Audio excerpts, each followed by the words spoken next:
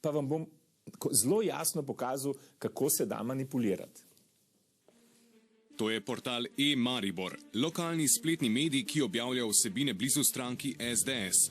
Na portalu najdemo tudi oglase. V torek smo naleteli na velik oglas Pošte Slovenije, ki je v 100% državni lasti. Niže na strani oglas NIJZ-ja za cepljenje in še oglas večinsko državnega Telekoma Slovenije. In vsebina portala. Denimo intervju z Borutom Rupnikom, ki pravi, da je bilo najlepše darilo za njegov 18. rojstni dan članstvo v SDS. Spletna stran objavlja tudi kolumne Pavleta Ruparja, nekdanjega poslanca SDS-a. Portala e-Maribor po mnenju poznavalcev ne spremlja veliko ljudi. Spletno orodje SimilarWeb ga po obiskanosti spletnih strani v Sloveniji uvršča šele na 1237. mesto. Ja, oglas Pošte Slovenije je bil na e-Maribor, ker je imel intervju z nekom, ki se je včlanil v SDS. Ne? Pa Pavle Rupar, ki je bil nekoč poslanec SDS, to je zdaj portal blizu SDS. Te dve stvari so najdli. Ne? Zdaj pa recimo, poglejmo, bom nekaj podobnega jaz naredil. Pod črto je nek, to pa res obskurni portal. Ne?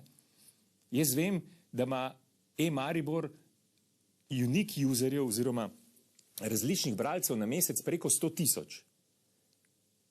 In ne mi govoriti, da je to nek obskurni portal, ker je lokalni portal, ukvarja se z lokalnimi vsebinami, 100.000 na lokalnem nivoju, zdaj tisti, ki je to delo, ne, itak je manipuliral.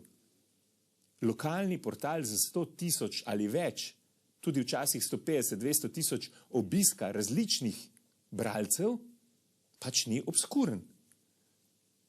Ne? In da tam oglasuje Pošta Slovenije, je popolnoma normalno, ker poskuša zajeti čim več, ne pa samo, ker bi mogli v resnici samo na določenih medijih. Zdaj pa pogledamo zavod pod črto, če pogledamo tole grafiko, ne, je zavod pod črto je v zadnjih 5 ali 6 letih od države, državnih podjetij in tako naprej, prejel 135.549 evra. Se pravi, če greste pogledati, to je od leta 2015 naprej. V letu 2020 je prejel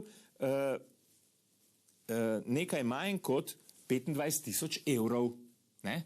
Jaz vam zagotavljam, da tisto oglas Pošte Slovenije tudi blizu temu znesku ni. Zdaj, ker se ne sme oglaševati, ne, v preteklih letih pa še več denarja, ne, ker pa od države je dobil, ker to je zelo pomemben medij, ne, pod črto. Zdaj pa poglejmo na ta similar web, na isto aplikacijo, kater po vrsti je pa portal pod črto. Ne? Zavod pod črto oziroma similar web, kje je on? Podatka sploh ni. No, lejte, kaj tukaj piše, da sploh ni podatka, da je tako minoren, da niti izmeriti ga ne morejo. Če greste similar web gledati, vam bo napisal, da ga niti izmeriti ne morejo. Tako malo je. Ne, da je 230, sploh ga izmeriti ne morejo. Ali 1230, saj precej nepomembno, ne?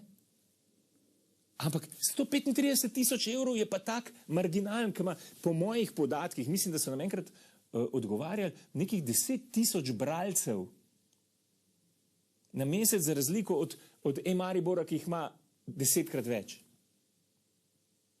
Ampak to ni problem v tej oddaji, ker je treba manipulirati.